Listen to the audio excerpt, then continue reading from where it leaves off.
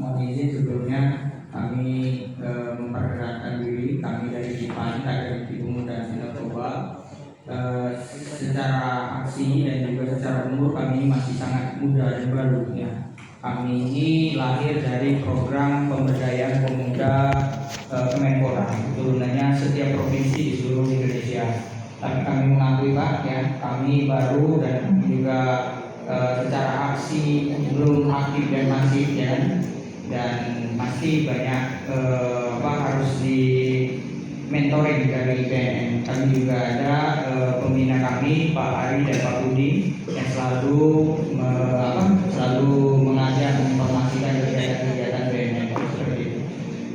Dalam kesempatan kali ini terus terang kalau kami secara struktur pemudaan itu secara syarat kelembagaannya itu umur 16 sampai 30, tapi tepat sasarannya itu bebas seperti itu. Hanya saja mungkin faktornya kami lebih fokus batas 30 seperti itu. Izin Bapak, selama ini mungkin kami tidak terlalu aktif dan kami memang sudah merumuskan ruang-ruang untuk preventif, ruang-ruang pencegahan ya kan, yang wilayahnya mungkin untuk pengetahuan dan pasti untuk kesadaran di masyarakat. Kami fokusnya memang karena kami secara pribadi sangat dekat dengan keluarga santri, jadi mungkin kami akan bergerak di wilayah-wilayah pondok pesantren yang ada di Provinsi Bengkulu.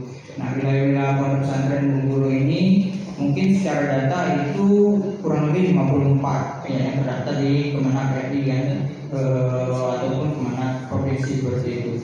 Dan kenapa kami memilih pondok pesantren? Kami pikir sekolah-sekolah sudah ada SAN seperti itu, sudah kuliah, sudah ada UPAN ya. Kami mungkin di pondok pesantren dan juga organisasi kepemudaan kami akan bekerja sama.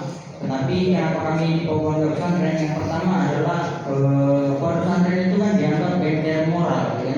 Banyak yang orang tua menitipkan anaknya supaya anaknya yang sebagai insan agamis seperti itu kan. Tapi di lapangannya ternyata bahwa latar belakang anak yang dititipkan di sekolah itu ternyata banyak yang dalam artian terkena nakal remaja ya. Emang sifatnya di pondok pesantren itu religius ya, nilai-nilai religiusnya seperti itu. Tapi kami pikir bahwa kesadaran tentang pengetahuan narkoba itu lebih lagi ditekankan. Karena setelah keluar dari pondok pesantren mereka tidak terlalu mengenali apa saja yang terjadi kan, begitu. Dan menyebabnya itu mungkin banyak sekali, multi faktor bisa menyebabkan terjadinya orang yang terkena penyalahgunaan.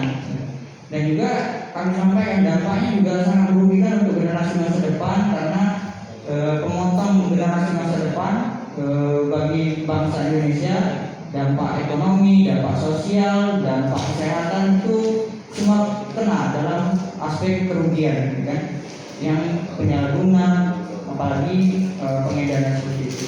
Dan kami mungkin sudah menitipkan semua yang secara keresahan kami pun juga mungkin karena kami baru satu yang kami minta, mungkin kalaupun kami butuh narasumber karena kami merasa belum layak untuk menyampaikan secara konkret tentang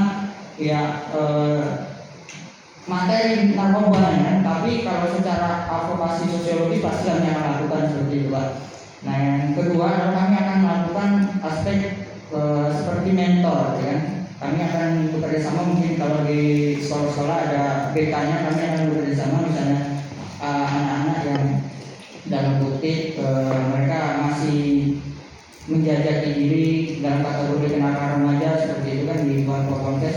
Karena banyak juga yang disampaikan oleh pimpinan kontes itu anaknya yang pernah di lingkungan seperti itu, bahkan anaknya yang pernah tadi